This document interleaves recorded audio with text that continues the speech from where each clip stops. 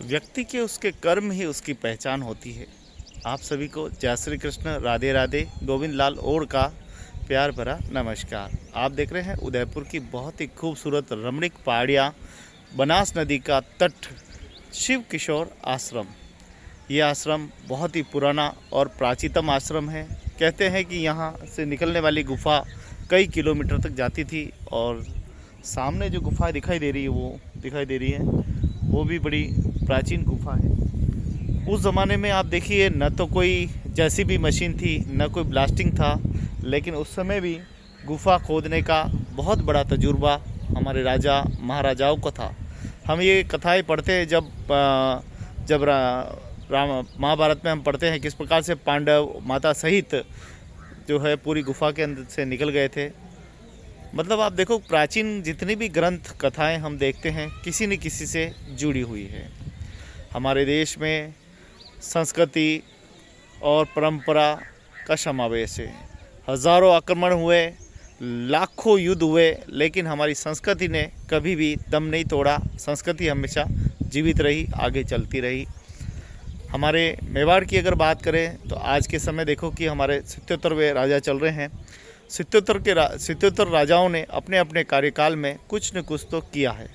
हम परावल जी काल भोज की बात करें, उनके कार्यकाल में भी उन्होंने ठेठ काबुल और तुर्क तक अपनी सीमाओं का विस्तार किया था। कई दुश्मनों को धूल चटा दी थी, ऐसे महारथी थे। उनके जीवन काल में आप देखिए कि कई सारे शिवालय के मंदिर के निर्माण हुए।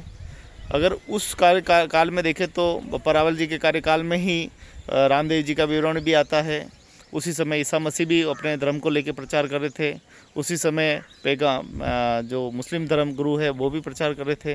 कुल मिलाकर वो एक 7वीं सदी का ऐसा युग था जिसमें सब अपने अपने धर्म को सबसे श्रेष्ठ सनातन धर्म, जैन धर्म भी उस समय उत्पन्न हो रहा था। हमारा अगर हिंदू धर्म, अगर सनातन की बात करें तो सनातन धर्म सबसे प्राचीनतम धर्म है, क्योंकि सम्राट अशोक मौर्य ने भी कई सारे उल्लेखों में उन्होंने सनातन की बात भी की है। बाद में उन्होंने बौद्ध धर्म स्वीकार किया। लेकिन हम जब महाराजा विक्रमादित्य की बात करते हैं, महाराजा विक्रमादित्य के 6 वंशजों तक शिवालय की स्थापना की है, ये भी बहुत बड़ा उल्लेख है। महाराजा हर्षवर्धन ने पूरे विश्व की यात्रा की और जगह जगह उन्होंने शिवालयों का निर्माण करवाया। शिवालय जो है बहुत प्राचीन है। ये शिवालय आप देखो कि ये जो है शिव किशोर आश्रम है, ये शिवालय भी बहुत प्राचीन है और कुंभलगढ़ जो रास्ते पे जाएंगे वहाँ पर आपको ये देखने को मिलेगा।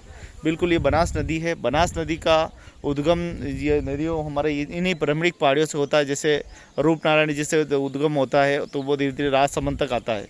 उधर से हम उदयपुर से अगर देखें तो पई की पहाड़ियों से निकल के वो पानी सिसारवा नदी से होते हुए चित्तौड़ होते चैन से चैन वो पानी सीधा गंगा नदी तक वो पानी जाता है। कुल मिलाकर हम ये अगर संस्कृति और प्रकृति को समझने की कोशिश करें तो प्रकृति का पानी पूरा इस तरफ जा रहा है और उस तरफ का जो पानी है वो गुजरात की तरफ चला जाता है और उधर जाकर समुद्र में जो है मिल जाता है।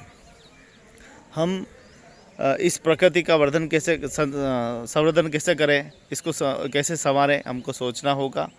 मनुष्य ने ही प्रकृति को देखा जाए तो बिगाड़ा है। प्रकृति ने तो हमें बहुत कुछ दिया है, सोना चांदी, हीरा मोती, पीतल, सोना, यहाँ तक कि गाड़ी मोटर साइकिल, हमारे जीवन से जुड़ा हुआ फल फ्रूट, भोजन, अनाज, सारा हमें प्रकृति से ही मिलता है। अगर ये नदियाँ तालाब अगर ये लुप्त होते हैं या गंदे होते हैं तो उनके ज़िम्मेदार भी इंसान ही है और इंसान के साथ साथ समस्त प्रकृति के रहने वाले जीवों को उसका खामियाजा भुगतना पड़ता है।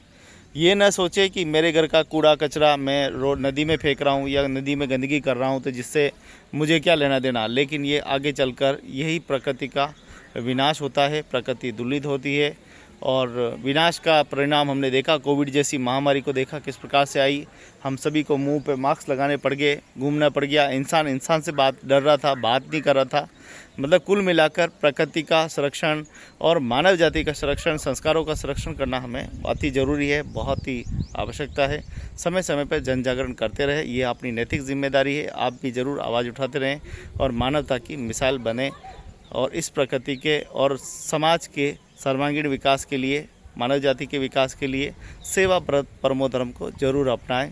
आप सभी को जय श्री कृष्ण, हर हर महादेव।